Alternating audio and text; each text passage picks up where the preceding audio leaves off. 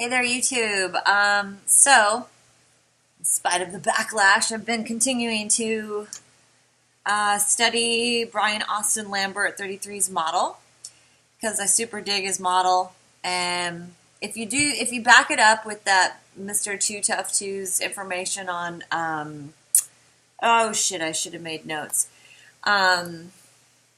Like displacement and stuff, and he does like experiments. You can just go to his page, and he's super into the globe model, so information comes from wherever it comes from. But he does all these displacement experiments with the electromagnetic energy, and it's freaking cool. Definitely check out his little science experiments that he does in his little lab because it rocks. And it examples this, and I actually think that this really relates to us blood over intent people who, I don't know, I mean, I'm still into blood magic, but I'm not super into the original concept. So I just sort of want to draw on a piece of paper what I'm seeing in my mind. I don't know if this is big enough, but we'll try. So you've got, and I'm not an artist.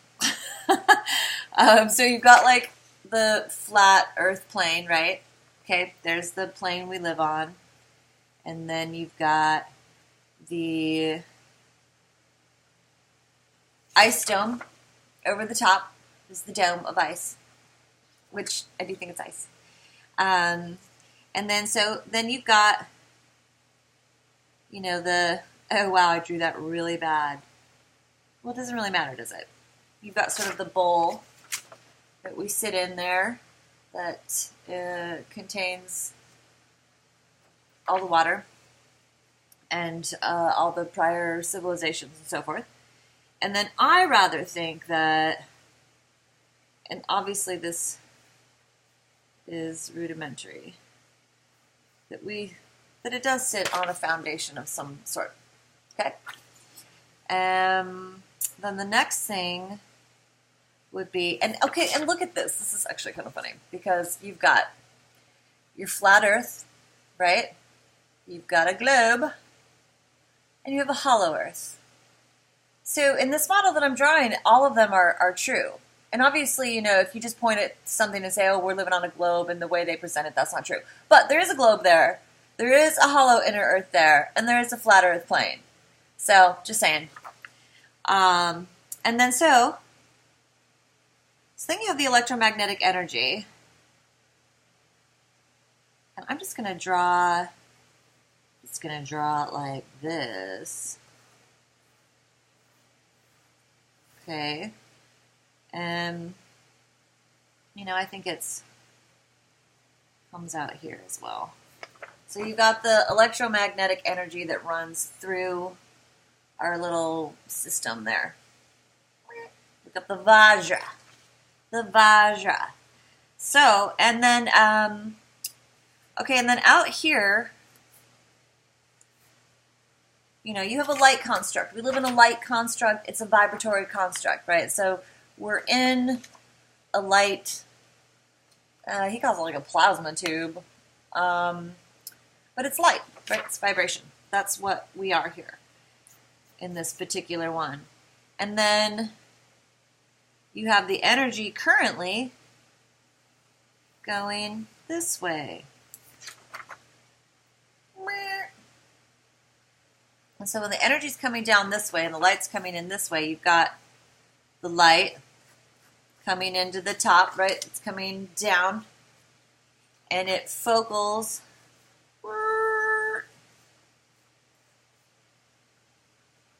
and creates a sun inside our ice dome. The heavens, right?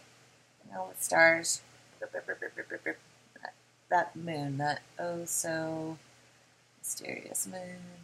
Okay, and so there you go. There's our flat Earth plane, and there's my little drawing of our world. So this is what I've been seeing when I look at this guy's work. Now he says that there's like a pressure release, right? And so a switching of the direction of the plasmic energy, or plasmic, yeah. And so when that happens, there's like an event, and then the energy goes this way, opposite of what it was before. And at that point, you've got the light coming up this direction. Boop. And this is the red and the blue. So we live in the blue world, right? The blue sky, the sun. And then the red world is when the light switches directions and comes from underneath and creates sort of a golden sky, red water. And, this is what people call the golden age. This is a time where the temperatures are nicer, more steady, and who knows? I mean, that's all speculation to me. But so this is just the general idea of it. And so there's sort of like a pressure that builds up over time that switches the plasma's direction back from one way to the others. And, when we've got the sun shining down in this direction, which we've been currently living in, it's blinding. It blinds you. You can only, it's like the analogy he gives is someone shining a flashlight at you from the woods, and all you can see is that light. That's it. That's all you can see. And then when the flashlight's behind you, everything is suddenly illuminated. So this is a time of illumination. This is a time where everything becomes visible. Perhaps, the other worlds or whatever it is suddenly become visible, and we understand where we are in the scope of things. And by the way, this works just like blood inside your body as well. So it is interesting in that regard. I mean, and it's really simple science. It's a really simple model, which to me makes it closer to the truth. So I wanted to kind of draw that out and just kind of give you a visual of what I started seeing in my mind when I was listening to him talk about this. And now the other thing, I don't know if you guys listen to Jay-Z's Dreamer. He's fucking awesome. And he talks about prior life forms and giants and titans and petrification and, what's gone on here. And you take his work and mingle it with some of these other people's work, and it's like we're living on the bones of an ancient world, perhaps ancient bodies. It could be that we have been being shrunk down, flip after flip. And somehow, we've got a parasite in here.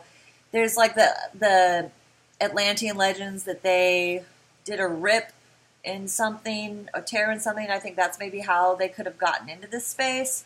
So we do still have that issue going on. Like, I'm not totally convinced that a plasma switch would get rid of that parasite. Maybe it would.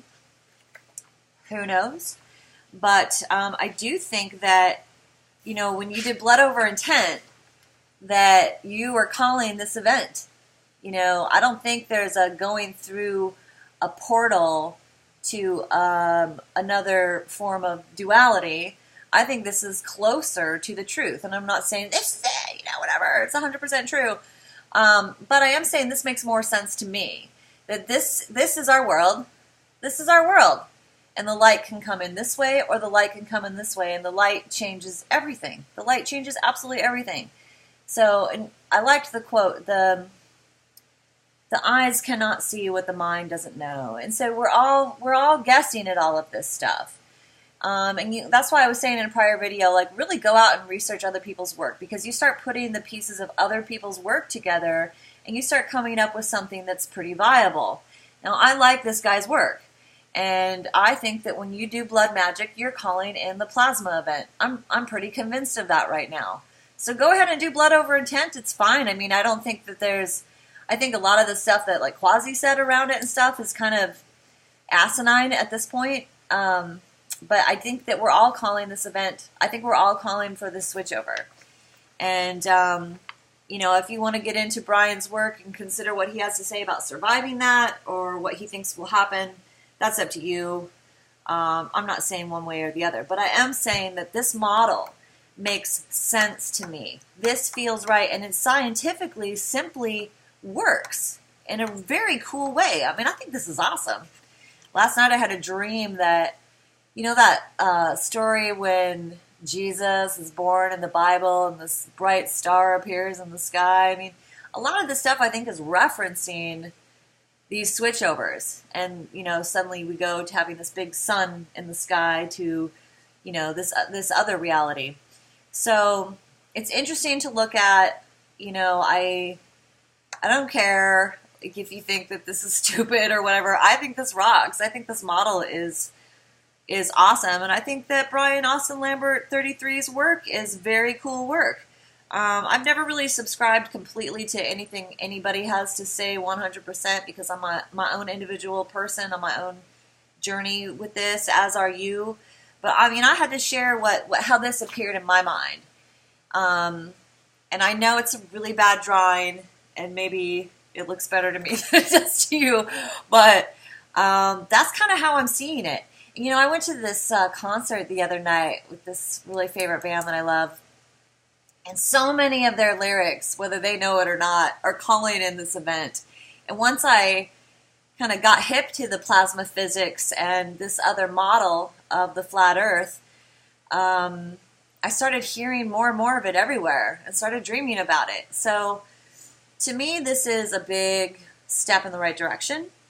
And I just wanted to draw it on a piece of paper for you guys, too, because I thought it was cool that it was kind of like a globe and a hollow Earth and a flat Earth. Because, everything's like a little bit of the truth. So that's me today, and I love all of you very much, and I'll see you soon.